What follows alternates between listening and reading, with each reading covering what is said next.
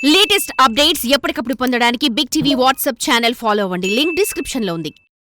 Christmas season, Sankranti, దసరాల తర్వాత అంతటి demand ఉన్న సీజన్ ఇదే అని గతంలో రిలీజ్ అయ్యి హిట్ అయిన సినిమాలను చూస్తే అర్థమవుతుంది.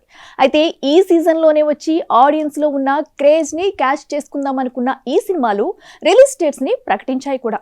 అయితే అనివార్య కారణాలతో పోస్ట్ పోన్ చేసుకున్న ఈ సినిమాలు ఇప్పుడు అరరే పోస్ట్ పోన్ చేసుకోకుండా ఉంటే బాగుండే అని ఇప్పుడు నాలుక ఖర్చుకుంటున్నాయట.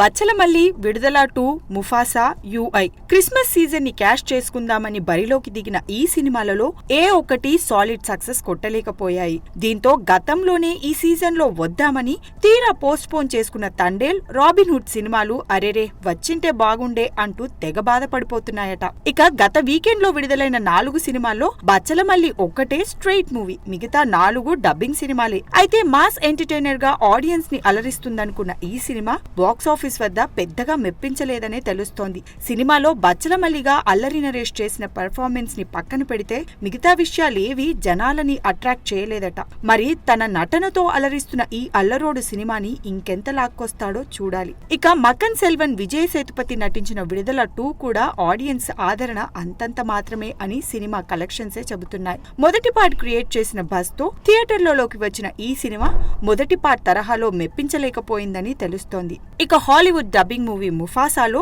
మహేష్ వాయిస్ ఓవర్ మినహాయిస్తే చెప్పుకోదగ్గ కంటెంట్ లేదనే తెలుస్తోంది. జంగిల్ బుక్ తరహాలో కోట్లు కొల్లగొడదామనుకున్న ముఫాసా ఆశలు ఆవిరయ్యాయనే చెప్పాలి.